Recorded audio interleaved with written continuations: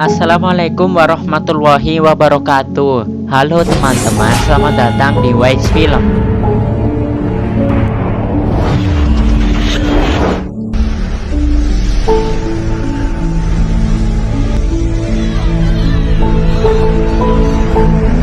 Bagaimana kabar kalian? Semoga sehat selalu ya. Kali ini kita akan membahas sebuah film bertema perjuangan yang mungkin banyak dilupakan oleh generasi muda zaman milenial saat ini. Berbeda dengan yang lainnya, film perjuangan kali ini datang dari dalam negeri, yaitu kota Surabaya. Kisah ini diangkat dari kisah nyata di mana kala itu, tepatnya tanggal 10 November tahun 1945, Bung Tomo sedang membakar semangat para pejuang di Surabaya untuk mengusir para sekutu yang tidak menerima dan mengakui kemerdekaan bangsa Indonesia. Namun film ini mengambil jalan cerita dari sudut pandang seorang anak yang masih belia bernama Musa sebagai tokoh utama dalam film ini. The Battle of Surabaya merupakan film garapan Arianto Yuniawan yang menghabiskan dana sekitar 15 miliar.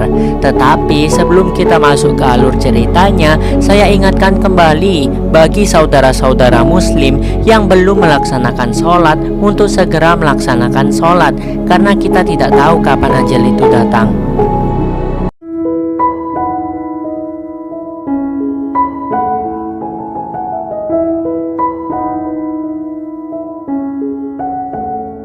Di awal film terlihat kekacauan negara Jepang akibat serangan dari tentara Amerika. Kala itu, yakni pada tanggal 6 Agustus 1945, sebuah pesawat Amerika berjenis B-29 bernama Enola Gay menjatuhkan sebuah bom atom di Hiroshima yang dinamai dengan Little Boy. Dan ini merupakan pertama kalinya bom atom digunakan dalam sejarah peperangan. Beberapa hari kemudian, Presiden Rakyat Indonesia yakni Soekarno mulai mendeklarasikan kemerdekaan Indonesia. Proklamasi. Kami, bangsa Indonesia, dengan ini semua rakyat pun berbahagia dan bergembira bersama karena penjajahan di negeri telah sirna. Namun kebahagiaan tersebut tidak berlangsung lama karena sekutu dan Belanda kembali memasuki kota Surabaya. Harga kebutuhan pokok mulai naik dan suasana kota menjadi kacau tak menentu. Hari itu, pasukan sekutu datang dan melepaskan tembakan di udara. Mereka datang kembali di kota Surabaya menuju Hotel Yamato yang berubah namanya menjadi Hotel Majapahit hingga saat ini. Di hotel tersebut, mereka mengibarkan bendera Belanda sebagai bentuk penghinaan kepada bangsa Indonesia. Seluruh warga Surabaya tidak terima dengan tindakan sekutu yang seolah-olah mengambil alih kekuasaan dan kemerdekaan rakyat Indonesia. Bahkan para pemuda memberanikan diri untuk naik di atas gedung tersebut guna merobek bendera berwarna biru atau bendera Belanda menjadi merah putih. Semua orang pun bersorak merdeka dengan sangat bergembira.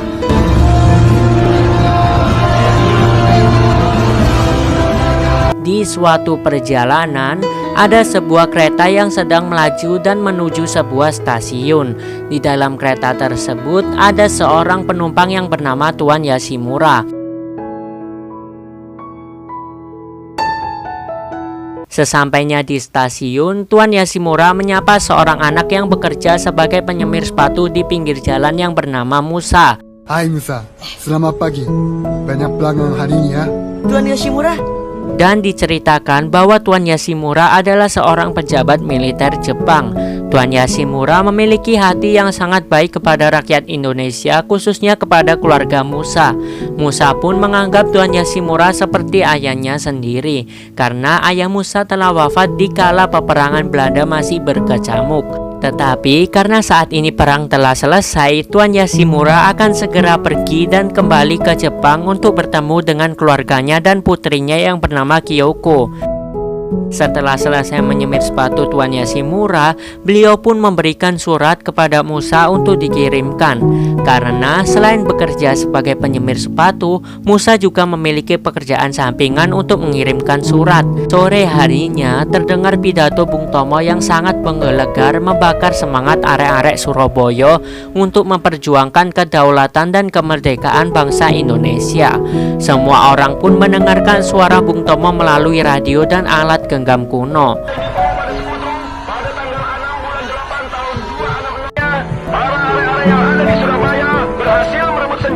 Tetapi di sisi lain, suasana mulai tidak kondusif, terjadi baku hantam dan kejar-kejaran antara rakyat Indonesia dengan tentara sekutu yang menyebabkan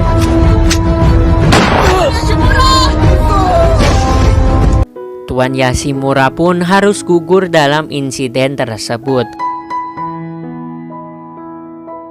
Ketika Musa sampai di rumah, Assalamualaikum. Musa pun tidak sanggup menahan air matanya atas kepergian Tuan Yashimura. Mengapa hidupnya tidak lama? Pagi harinya, ketika Musa akan berangkat bekerja, tiba-tiba dari belakangnya ada sosok seorang yang misterius sedang membuntutinya. Musa yang mengetahui hal tersebut berusaha untuk kabur dan berlari dari orang tersebut.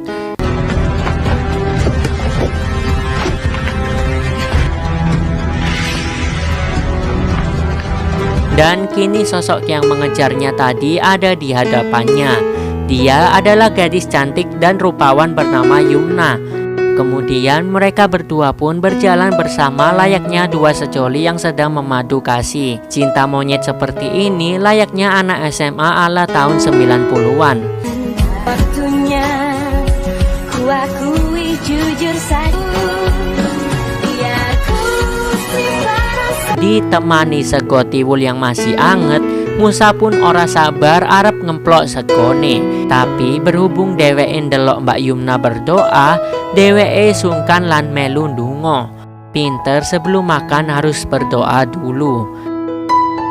Musa pun mengingat kembali kejadian di mana saat dirinya bertemu dengan Yumna dulu. Ikan tempatku. Aku lebih dulu di sini. Kamu cari tempat yang lain. Aku biasa di sini. Namun karena Yumna sampai di tempat itu lebih awal, Musa pun harus pergi dengan perasaan kecewa dan kesal. Mau lagi, Mama.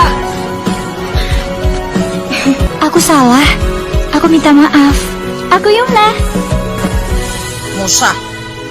Sesaat kemudian, Musa pun mulai berbagi cerita dengan Yumna Dibubarkan.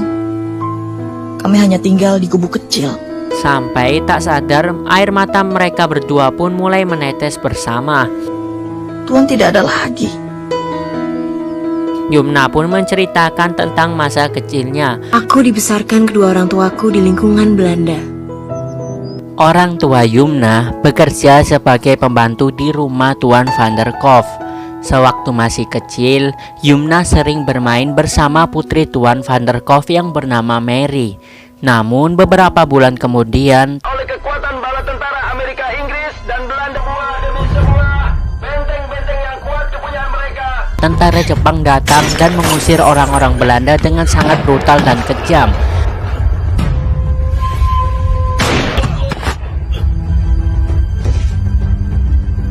Sehingga Yumna pun terpisah dengan ibunya.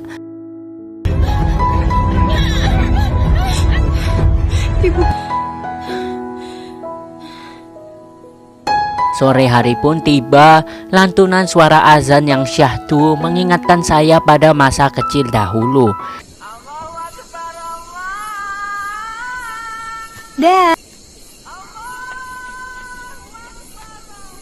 Dan inilah momen-momen yang paling berharga menurut channel ini, yakni karakter Musa yang tidak meninggalkan sholat.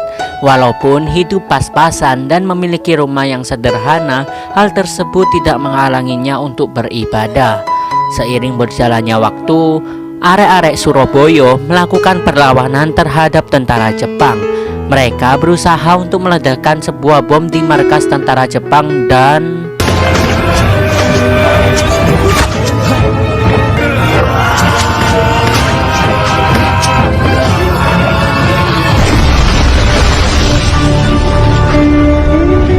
setelah kejadian tersebut, arek-arek Surabaya pun melucuti dan mengamankan semua senjata-senjata rampasan perang. Suasana kota pun menjadi genting karena kini para tentara Jepang mulai merazia para pemuda yang berada di jalan. Singkat cerita, karena Musa masih belia, ia pun ditugaskan untuk mengirimkan surat oleh para pemimpin guna mengelabui razia yang dilakukan oleh tentara Jepang. Tetapi Musa tidak sendirian dalam melakukan tugasnya. Ia ditemani oleh Mas Danu, yaitu dulunya ia seorang mantan pengirim surat para petinggi negara. Mereka akan biarkan kamu lewat.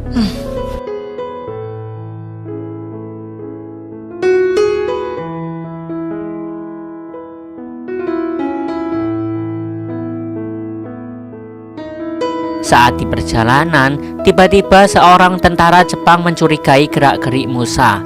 Namun sesaat kemudian Yumna pun datang dan langsung memeluk Musa. Dan ketika diperiksa,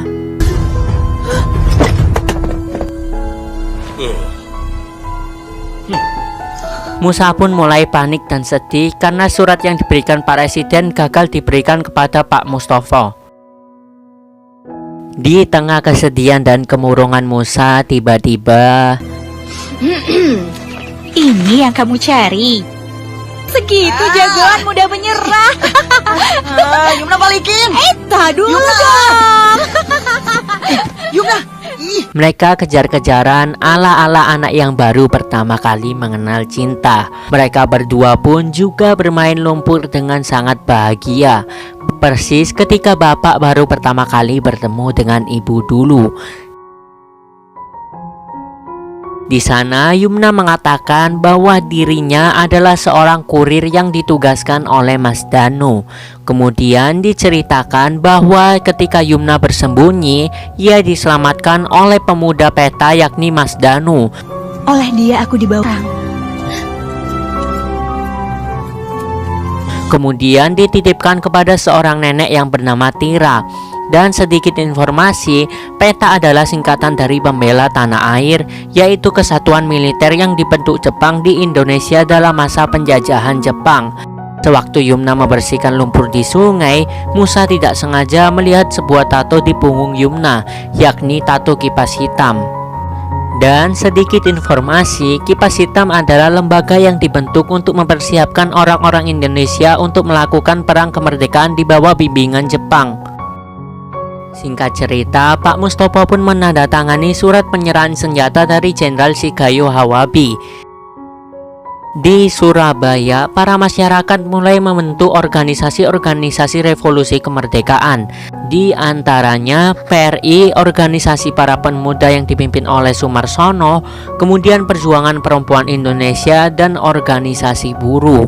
Bung Tomo pun membentuk organisasi BPRI dan mendirikan sebuah stasiun radio. Indonesia yang oleh penjajahan lebih senang melihat Indonesia banjir darah pada dijajah sekali lagi. Tuhan akan melindungi kita. Merdeka! Allahu Akbar! Allahu Akbar! Saat Musa akan menjalankan tugas selanjutnya dalam mengirim surat, ia pun melihat sebuah lambang dari kipas hitam. Dan seperti yang saya jelaskan tadi, sebenarnya visi dan misi Kipas Hitam sangatlah bermanfaat untuk bangsa Indonesia. Namun di tengah perjalanan, kelompok tersebut melenceng dari visi dan misinya karena salah satu pemimpin mereka yakni Shimizu tertangkap oleh Belanda. Kipas Hitam pun berjalan seperti tanpa arah. Saat di tengah perjalanan, Musa pun mulai bimbang dan ragu terhadap Yumna, sehingga ia memutuskan untuk menjauhi Yumna. Beberapa saat kemudian, ketika Musa sampai di depan halaman rumahnya, terlihat api yang sangat berkobar membakar rumahnya, di mana sang ibu yang sakit pun tidak dapat beranjak dari atas kasur dan terjebak oleh batang kayu. Naas sang ibu pun tidak dapat diselamatkan.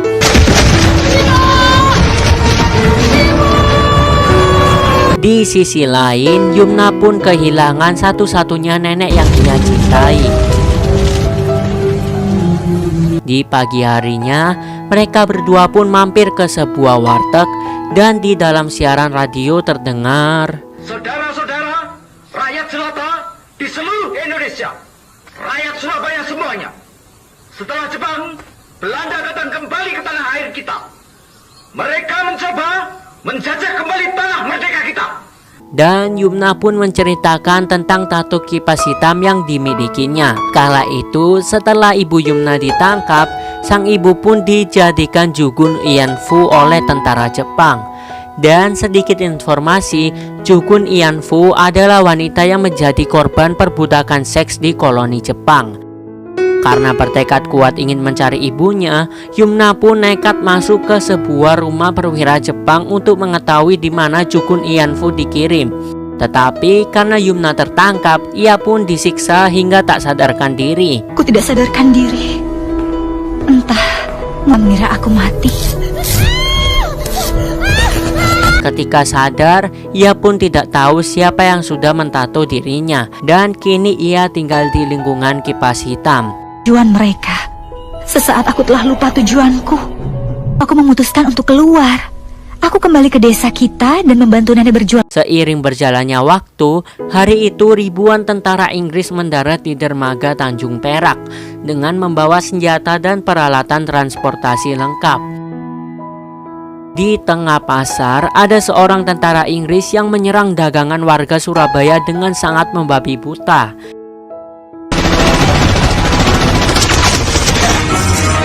Di berbagai tempat di Surabaya, kericuan pun tidak terelakkan, di mana tentara-tentara Inggris mulai menangkapi tentara-tentara Indonesia.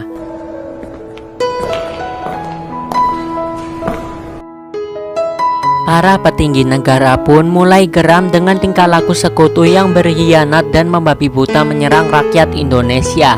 Mulai hari ini juga, koordinasikan seluruh pasukan PKR. Saat Musa akan menyampaikan surat untuk para petinggi, tak diduga ada salah satu orang yang mendengarkan percakapan mereka berdua. Sesaat kemudian, di sebuah posko kesehatan, terlihat Yumna yang menjadi relawan paramedis bagi korban luka perang.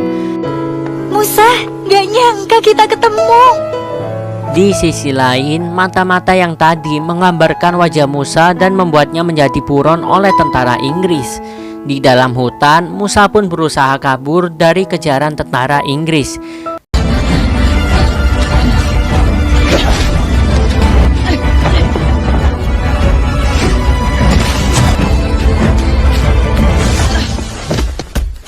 Namun naas, kini dirinya tertangkap dan dibawa oleh para tentara Inggris.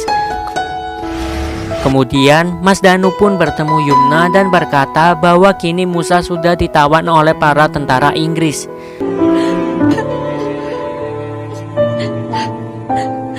Sore harinya, Yumna pun berusaha menemui Pak Residen dan membuat rencana untuk membebaskan Musa dari penjara kipas hitam.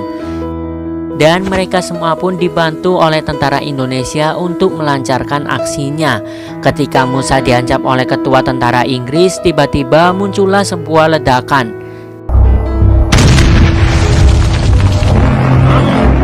Lalu Yumna pun langsung menghabisi seluruh pasukan kipas hitam yang menghalanginya. Karena Musa tertembak di bagian kaki, kini ia digendong oleh seorang tentara Indonesia yang bernama Cak Soleh. Di situasi yang genting itu, terlihat Mas Danu yang berkhianat dan memihak kepada pasukan sekutu.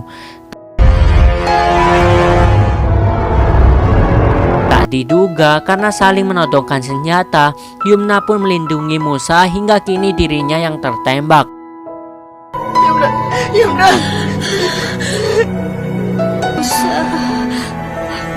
Syukurlah kamu selamat. Dan Yumna pun harus mengembuskan nafas terakhirnya di dalam pangkuan Musa. Kisah cinta mereka pun harus kandas, tetapi kenangan mesti bakal berbekas. Setelah kejadian tersebut, Musa pun berusaha untuk menodongkan senjata ke arah Mas Danu. Kini Mas Danu pun menyesali kesalahannya dan mata-mata tersebut adalah Mas Danu. Sekarang mereka berdua pun berjuang untuk kemerdekaan Indonesia. Namun di tengah perjalanan ada sebuah pesawat tentara Inggris yang menyebarkan pamflet-pamflet agar warga Surabaya menyerah kepada tentara Inggris. Suasana kota Surabaya menjadi kacau tak menentu. Baku tembak di mana-mana.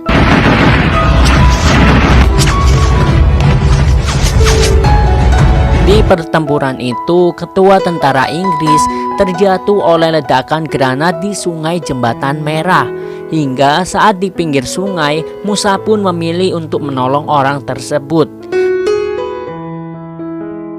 Hari itu, tepat 10 November, di kota Surabaya, suara Bung Tomo menggelegar seperti guntur membangkitkan semangat arek-arek Surabaya untuk memperjuangkan kemerdekaan Indonesia.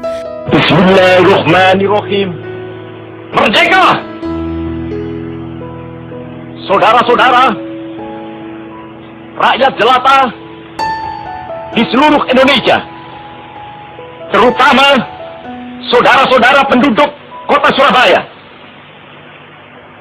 kita semuanya telah mengetahui bahwa hari ini tentara Inggris telah menyebarkan pamflet-pamflet yang memberikan suatu ancaman kepada kita semua.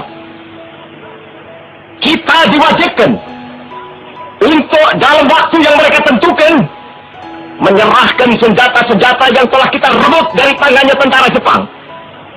Mereka telah minta supaya kita datang pada mereka itu dengan mengangkat tangan. Mereka telah minta supaya kita semua datang pada mereka itu dengan membawa bendera putih, tanda bahwa kita menyerah kepada mereka.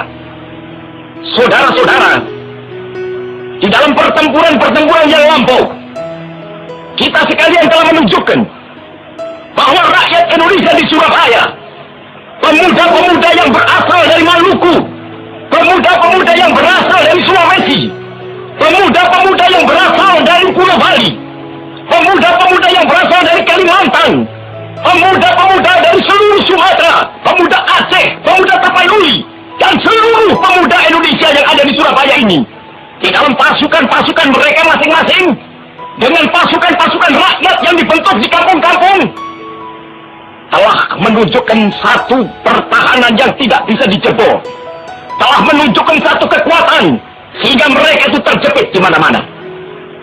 Hanya karena taktik yang licik daripada mereka itu, saudara-saudara, dengan mendatangkan presiden dan pemimpin-pemimpin lainnya ke Surabaya ini, maka kita tunduk untuk memberhentikan pertempuran. Tetapi pada masa itu mereka telah memperkuat diri, dan setelah kuat, sekarang inilah keadaannya. Saudara-saudara, kita semuanya, kita bangsa Indonesia yang ada di Surabaya ini, akan menerima tantangan tentara Inggris itu. Dan kalau pimpinan tentara Inggris yang ada di Surabaya ingin mendengarkan jawaban rakyat Indonesia, ingin mendengarkan jawaban seluruh pemuda Indonesia yang ada di Surabaya ini, dengarkanlah ini, tentara Inggris. Ini jawaban kita. Ini jawaban rakyat Surabaya. Ini jawaban pemuda Indonesia kepada kau sekalian. Hei, tentara Inggris, kau mengendaki bahwa kita ini akan membawa bendera putih untuk takluk kepadamu. Kau menyuruh kita mengangkat tangan datang kepadamu. Kau menyuruh kita membawa senjata-senjata yang telah kita rampas dari tentara Jepang untuk diserahkan kepadamu. Tuntutan itu, walaupun kita tahu bahwa kau sekalian akan mengancam kita untuk menggempur kita dengan seluruh kekuatan yang ada, tetapi inilah jawaban kita. Selama banteng-banteng Indonesia masih mempunyai darah merah yang dapat membuat setarik kain putih, merah dan putih, maka selama itu kita mau menyerah kepada siapapun juga. Saudara-saudara rakyat Surabaya, siaplah, keadaan genting. Tetapi saya peringatkan sekali lagi, jangan mulai menembak. Baru kalau kita ditembak, maka kita akan ganti menyerang mereka itu.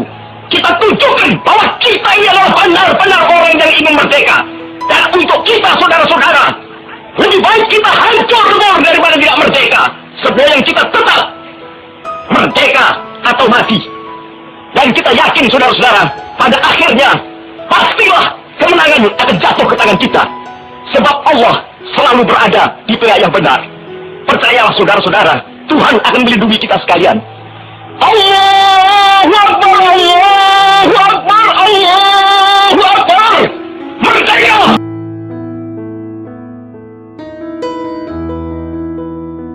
Dan perang pun dimulai.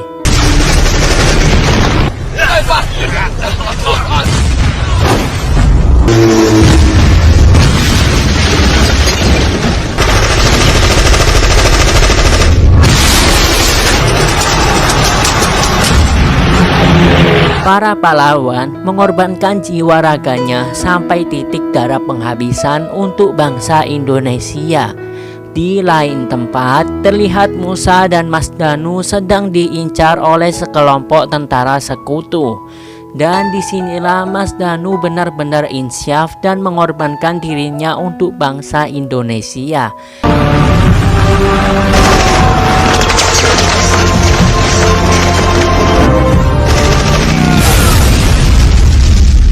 Kemudian Musa pun dikejar oleh para tentara sekutu. Namun karena Musa berhasil melewati sebuah jembatan yang patah, ia pun berhasil kabur dari kejaran tentara sekutu.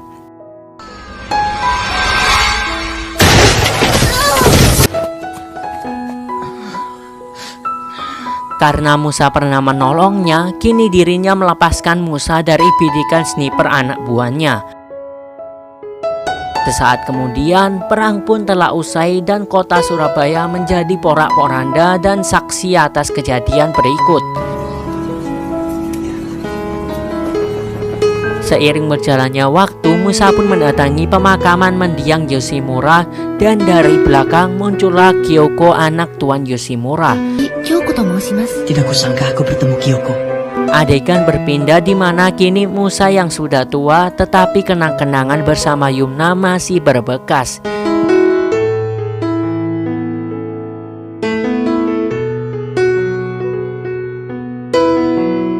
Dan film pun berakhir. Pesan yang dapat kita ambil dari film berikut adalah walaupun film ini merupakan film animasi 2 dimensi, tetapi film ini layak dan cocok untuk ditonton di semua kalangan, terutama usia muda. Karena kita semua dapat menikmati indahnya kebebasan berkat perjuangan para pahlawan. Dan jangan lupa untuk menyisipkan doa untuk para pahlawan Indonesia. Pengisi suara dari film ini pun diambil dari seorang aktor tanah air. Di antaranya Maudy Ayunda sebagai suara Yumna dan Reza Rahardian sebagai Mas Danu. Terima kasih teman-teman sudah menonton sampai akhir dan wassalamualaikum warahmatullahi wabarakatuh.